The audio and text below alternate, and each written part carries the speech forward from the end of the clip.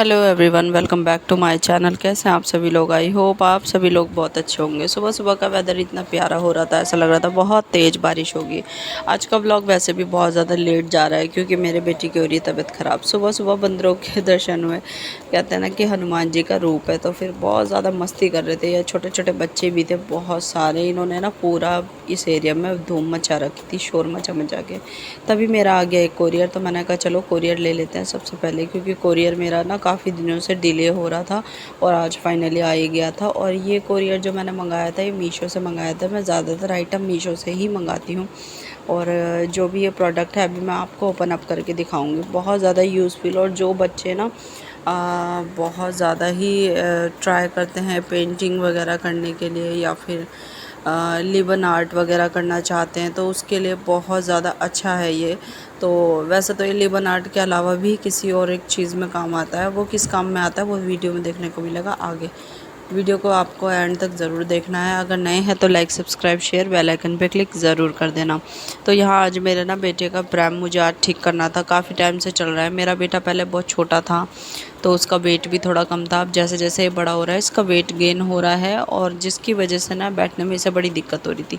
इस प्रैम को मैंने लिया था सन 2019 में, और 19 के बाद ये मेरी बेटी के काम आया ही नहीं, क्योंकि लॉकडाउन लग गया था तो हमें प्रैम बाहर लेके जाने का मौका ही नहीं मिला। तो हमने इसे ऐसे ही फ़ोल्ड करके साइड में रख दिया था, ताकि नेक्स्ट जो भी हमारा बेबी होगा हम उसको इस प्रैम में ले जाएंगे। ये प्रैम है तो बहुत पुराना, लेकिन मैं चीज़ों को इतना अच्छे से मेंटेन करके रखती हूँ जिससे कि कोई भी सामान ख़राब ना हो और दोबारा यूज़ हो जाए।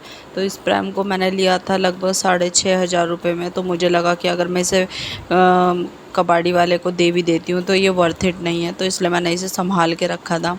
अब बैक टू द टॉपिक ये है कि इसमें क्या ठीक करना ये था कि इसके अंदर जो गत्ता था वो गलती से मेरे से ना ख़राब हो गया था। मैं जब ये प्रैम धोती हूँ ना तो पूरा मशीन में गद्दा वगैरह सब कुछ मशीन में धो देती थी। मुझे नहीं पता था गद्दा पानी के कांटेक्ट में आकर इतना ज़्यादा बेकार हो जाएगा कि शायद ये गुठली गुठली की तरह बन जाएगा। तोड़ मोड़ के शायद ये बहुत ज़्यादा ही बेकार हो गया था। और एक दिन तो ऐसा हुआ कि बिल्कुल ही गत्ता ये घुल गया। उसके बाद मैं ये इस कलर की ये गद्दी इसके नीचे लगा के लेके जाती थी, जिससे कि इसको बैठने में प्रॉब्लम ना हो, क्योंकि नीचे सरिये हैं सारे तो इसे चुभ सकता है। तो मुझे लगा आज मैं इस काम को कर ही देती हूँ। फटाफट अखबार बिछाया और आपको दिखाती हूँ। पाइपिंग खोली मैंने साइड की, जिससे ये साइड वाला कपड़ा अलग हो गया और ये वाला कपड़ा अलग हो गया। उसके बाद मैंने आपको दिखाना है, ये देखो ये जो गत्ता है ना किस तरीके से घुल गया। ऐसे कि छोटे छोटे कतरे रुई की तरह निकल गया है, जैसे कि ना मैं ये गत्ता था ही नहीं। और ये वेस्ट है, इसे मैं कहीं मिट्टी में नहीं लगा सकती, किसी भी चीज़ में नहीं लगा सकती।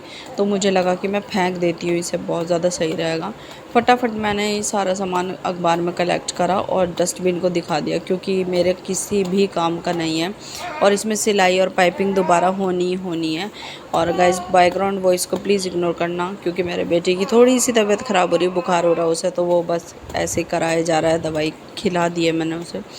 और मैं बालकनी में बैठ के कर रही थी तो मेरी नज़र घास पे भी गई। आपने देखा ही होगा घास मेरे बेटे ने ना नोच नोच के यहाँ की घास भी निकाल दी है। जब से ये हुआ है ना, ये अक्सर हमारे घर का नुकसान करना शुरू कर दिया है इसने।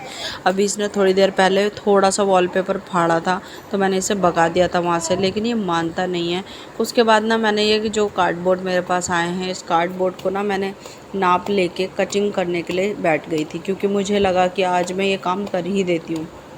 इसके अंदर कम से कम 20 किलो तक का वज़न झेलने की क्षमता है इस गत्ते में, क्योंकि बहुत ही हार्ड वाला गत्ता है, बहुत हार्ड वाला कार्डबोर्ड है।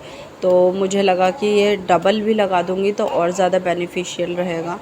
तो यहाँ पे जो भी एक्स्ट्रा कपड़ा निकला था वो सब मैंने यहीं रख लिया था, क्योंकि पाइपिंग जब मैं करूँगी ना तो सबको मुझे जोड़ना भी होगा और वापस रखना होगा। यहाँ मैं नाप ले रही थी इंचज़ में, बहुत सारे इसमें 12 inch, 12.5 inch, 5 inch, 7 inch, 7.5 inch के मार्जिन से जो कार्डबोर्ड है वो कट होना था।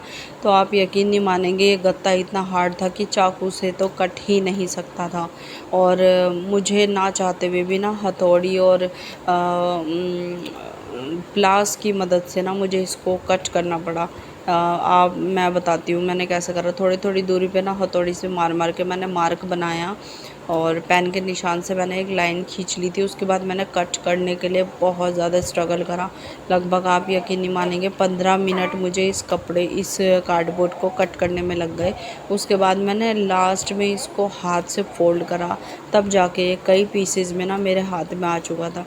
और सबसे जो टफ़ काम था वो था नाप लेने का, क्योंकि नाप जो है ना ये सर्कल मतलब कटेगा तो ये रेक्टेंगल शेप में, कुछ कटेंगे इसमें स्क्वायर शेप में, लेकिन साइड जो आउटर लेयर है ना वो सर्कल वाली होनी चाहिए।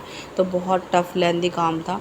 और जब मेरी नज़र पड़ी तो मेरे बेटे ने दोबारा नीचे वाला पोर्शन का ना वॉलपेपर फाड़ दिया और इतना ज़्यादा परेशान करने लगा है, पूछो मत। तो यहाँ पे मैंने ये कटिंग कर ली थी, मैं आपको दिखा रही थी कि सब कुछ ये लाइन से कट कर रखा है। 1 2 3 4 करके मैंने यहाँ पे मार्जिन लिया और सबको अब कुछ नहीं करना, बस इसमें सबको सारे कार्डबोर्ड को इंसर्ट करना है और साइड से पाइपिंग करनी है। इतना लंबा चौड़ा काम नहीं था और मेरे पास सिलाई मशीन है तो मैं ना बहुत सारे काम खुद ही कर लेती हूँ, तो मुझे टेलर की ज़्यादा ज़रूरत नहीं पड़ती है। कुछ चीज़ें जो होती हैं जो मुझसे नहीं हो पाती है वो मैं टेलर को देती हूँ। और मुझे ऐसा लगता है कि यदि आपके पास कुछ पैसे आ जाते हैं तो उस पैसों से अपने लिए अच्छी सहूलियत ना ढूंढ के उस पैसे से पैसे कमाने की योजना बनाना बहुत ज़रूरी है। तो बाय लक मुझे रील का कलर भी वही मिल गया जो मुझे चाहिए था और 2 शेड थे इसमें, तो भाई चल जिस चीज़ में जाएगा। मेहनत करो वो सफल हो जाए और अच्छी हो जाए तो उसे बताने में भी मज़ा आता है। तो मैं जा रही हूँ इवनिंग वॉक पर। अभी बज रहे हैं शाम के 7, लेट हो गई हूँ बहुत ज़्यादा। पर मैं आपको पहले व्यू दिखाती हूँ, फिर मैं दिखाती हूँ आपको मैंने क्या बनाया है।